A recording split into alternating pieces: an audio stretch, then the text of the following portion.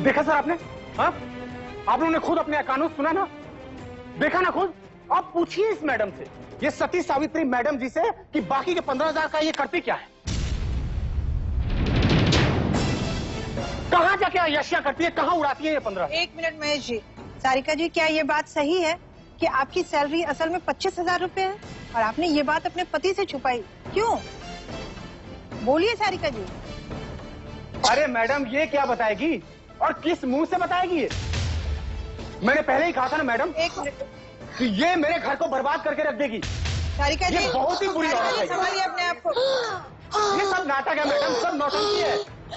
अरे जो अपने पति से अपनी सैलरी छुपा सकती है, इतने सारे राज की बातें छुपा सकती है, बहाने कर सकती है, उसके लिए ये नौटंकी कौन सी बड़ी बात है? सब नौटंकी कर रही है ये। अब आप समझ गए कि क्यों मैं चाहता हूं कि दिव्या को मेरे घर में मेरे साथ रहना चाहिए। वो मेरे घर को जोड़ के रख सकती है, मेरे बच्चे को संभाल सकती है वो। सारिका जी, सारिका और जी, फिर वो भी एक अकेली औरत है, एक विधवा औरत है, उसे भी सहारे की जरूरत है। देखिए प्लीज डॉक्टर को। हमारा सहारा मिल जाएगा और मेरे बच्चे को उसका सहारा मिल जाएगा। एक मिनट महेश जी, आपकी पत्नी की तबीयत खराब है, आप कुछ नहीं मैडम, नौटंकी कर रही है ये। अच्छा एक मिनट, अपने पति से सैलरी छुपा सकती है, राज छुपा सकती है, वो नौटंकी कौन सी? महेश जी, हाँ प्लीज आप इसे डॉक्टर के पास ले जाइए। हाय, Can I hold you? Okay.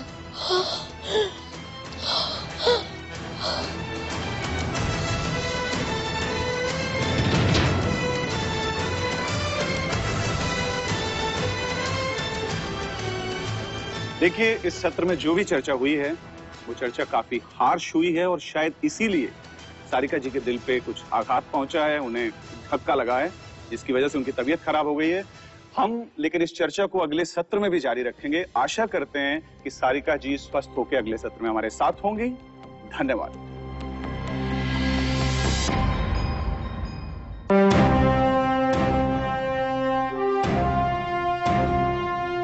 जिंदगी की हकीकत से आमना सामना के इस फोरम में हम चर्चा कर रहे हैं सारिका जी और दिव्या जी के केस पर। अभी अभी हमारे इन्वेस्टिगेटर विक्रम का मैसेज आया है कि उन्हें इस केस की तहकीकात में थोड़ा वक्त लगेगा। लेकिन अनिल जी, सबसे हैरानी की बात ये है कि सारिका जी खुद अभी तक नहीं आई हैं। क्या वजह हो सकती है? मैं खुद हैरान हूँ। मैडम जी कौन सा मुंह लेके आएगी वो? कोई जवाब ही नहीं होगा उसके पास। इनफैक्ट उसी की वजह से कल रात को मैं खुद घर पे नहीं गया। अब तो आप लोगों के फैसले का इंतजार कर रहा हूँ, उसके बाद देखा जाएगा क्या करना है।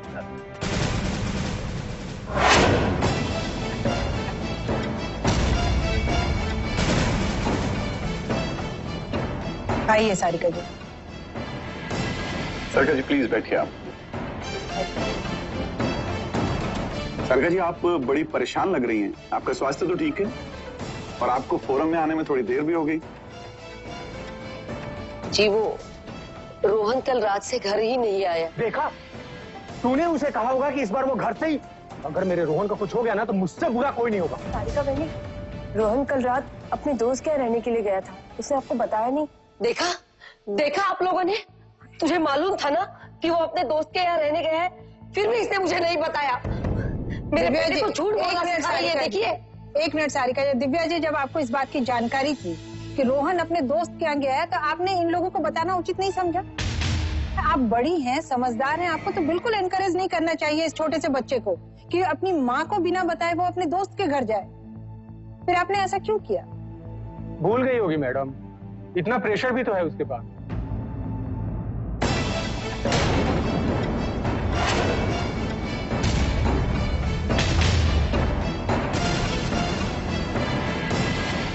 आई एम सॉरी, मुझे आने में थोड़ी सी देर हो गई।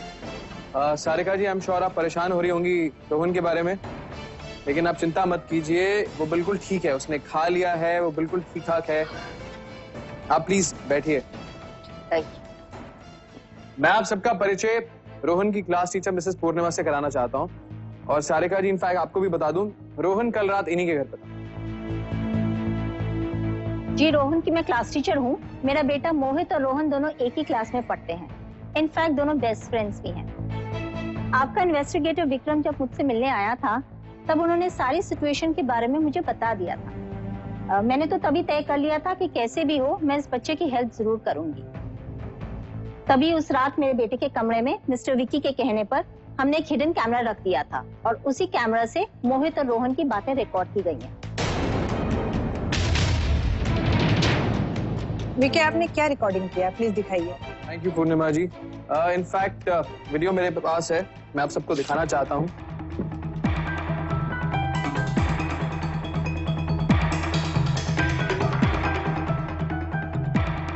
हे रोहन, क्या हुआ? तू इतना उदास क्यों है?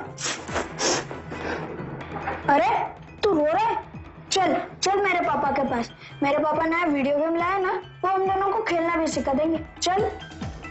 तू कितना लकी यार मोहित। मुझे मेरे आई बाबा प्यार नहीं करते, दोनों खाली झगड़ते ही रहते। इन दिनों मुझे घर जाने का मन ही नहीं कर रहा है। आजकल मुझे मेरे बाबा से बहुत डर लगता है, वो मुझे और आई को घर से बाहर निकाल देंगे।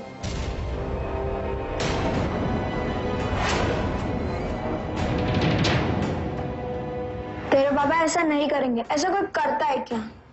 अरे उन्होंने मुझसे ऐसा कहा है यार कि मेरे या फिर आई के किसी भी कहने पर अगर चाची को घर छोड़ना पड़ा, मुझे और आई को घर से बाहर निकाल देंगे यार। मोहित, मैं नहीं चाहता कि चाची जाए, और मैं ये भी नहीं चाहता कि आई को घर से बाहर जाना पड़े। I hate my father.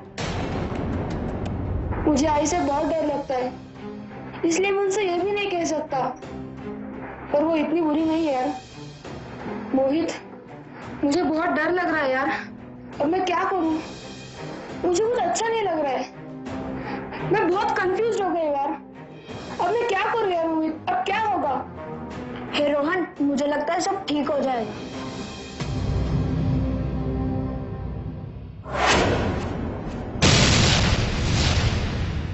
देखा आप लोगों ने आपके बिहेवियर की वजह से किस तरह से एक छोटा बच्चा अफेक्टेड हो रहा है। जब आप बड़े हो करके आप अपने फैसले संभाल के नहीं ले सकते, तो एक छोटे बच्चे को आप कैसे संभालेंगे?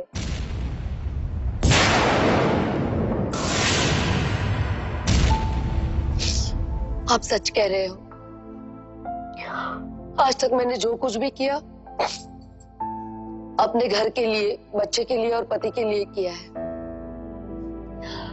लेकिन फिर भी अगर मेरा बेटा उसके प्रॉब्लम्स मेरे साथ शेयर नहीं कर सकता है, मतलब ये मेरी हार हुई ना। और हाँ, आप लोग जानना चाहते हो ना कि हर महीने की सैलरी में से 15,000 रुपीज का मैं क्या करती हूँ। हर महीने के वो 15,000 रुपए मैं मेरे बेटे रोहन के नाम से इन्वेस्ट कर रही हूँ।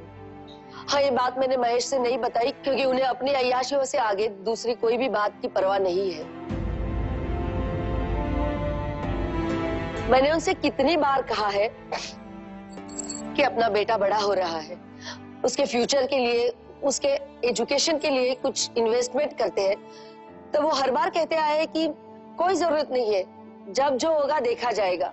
और अगर मैं ये कहती उन्हें कि मैंने आज तक बच्चे के लिए इतना सारा इन्वेस्ट किया है, तो पता नहीं वो सारा पैसा भी वो उड़ा ही देते। और हाँ, ऐसा नहीं है कि महेश का दिव्या के प्रति झुकाव मुझे समझ में नहीं आ रहा था। सारिका जी, आपने महेश की कदम रोकने की कोशिश नहीं की? नहीं, मैं ठहरी एक साधारण सी मिडिल क्लास औरत, कहाँ मैं उनके कदम रोक पाती।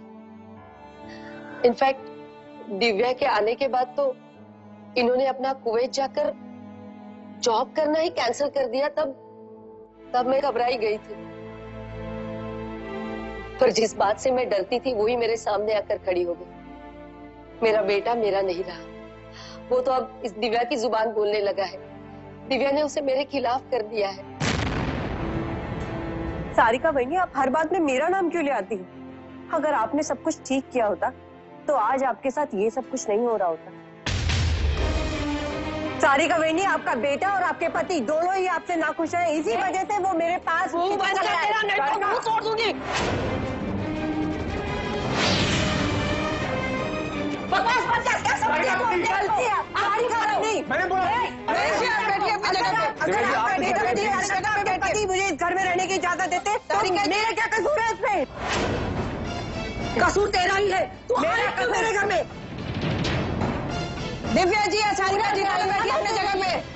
महेश जी आप तेरे लिए नहीं आई थी, रोहन के लिए आई थी। क्यों आई थी रोहन के लिए? मैंने तुझे रोहन के लिए नहीं बुलाया था। हाँ, नौकरी करने के लिए आई थी, झूठी औरत। अब जो भी निर्णय होगा वो ये फोरम लेगी, समझी? आप बिल्कुल ठीक कह रही हैं। अब जो निर्णय होगा वो फोरम करेगी और हमारे जूरी मेंबर्स करेंगे। क्यों माया जी, मेरे ख्याल से जो बातचीत हमने सुननी थी हम सुन चुके हैं। बिल्कुल। हम जूरी को फैसले के लिए कह सकते हैं। जूरी, आपने सारी बातचीत यहाँ पे सुनी, दोनों पक्षों की बातें सुनी, सारे एविडेंसेस पे आपने गौर किए। अब वक्त आ गया है कि आप काफी सोच समझकर फैसला लें, क्योंकि इस पूरे हालात में जो सबसे ज्यादा अफेक्टेड हुआ है वो एक 13 साल का मासूम बच्चा है। इसलिए किसी भी फैसले पर पहुंचने से पहले आप इस बात को अपने ध्यान में जरूर रखें। जूरी मेंबर्स, आप लोग वोट कर सकते हैं।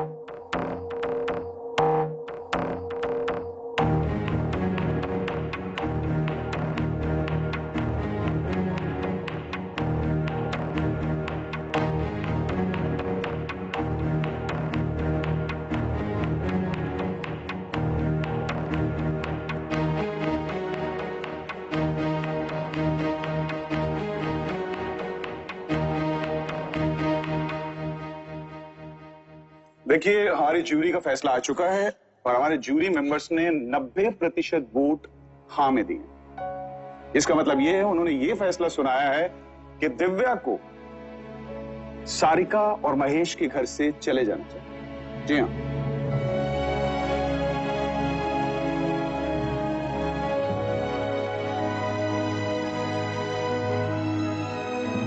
इसीलिए सारिका जी और महेश जी, आप दोनों न सिर्फ अपने रिश्ते की खातिर बल्कि अपने बेटे के लिए अपनी शादीशुदा जिंदगी को मजबूत करने की कोशिश करें और उसे बेहतर बनाने की कोशिश करें।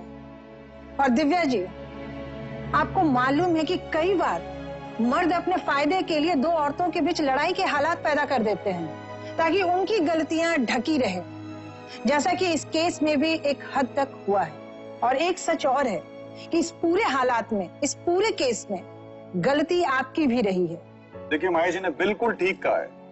दिव्या जी, ये सच है कि महेश जी ने आपकी तरफ हाथ बढ़ाया, आपने उसे नहीं पकड़ा, लेकिन आपने उन्हें रोका भी नहीं। आप इस बात को सारिका जी के साथ शेयर कर सकती थी। बिल्कुल। और फिलहाल जो सिचुएशन है वो यही है कि उस बच्चे के लिए जिससे आपका बहुत लगाव है, सारिका जी के लिए, बल्कि आप अपने भले के लिए आपको इस घर से जाना पड़ेगा। बिल्कुल, इसीलिए हमने फैसला किया है दिव्या जी कि आप पुणे अपनी आई के पास चली जाएं।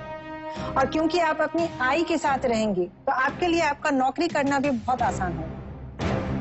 मैंने हाँ में वोट इसलिए दिया क्योंकि मुझे लगता है शायद दिव्या कहीं ना कहीं दूसरी औरत बनने की कोशिश कर रही है। फैमिलीज में प्रॉब्लम्स होती ही हैं। इन प्रॉब्लम्स को सुलझाने के लिए चाहिए कि उन दोनों के बीच में कोई ना रहे। मैंने ना में जवाब इसलिए दिया था क्योंकि मुझे लगा कि दिव्या अकेली लड़की है और उसकी माँ भी अकेली है।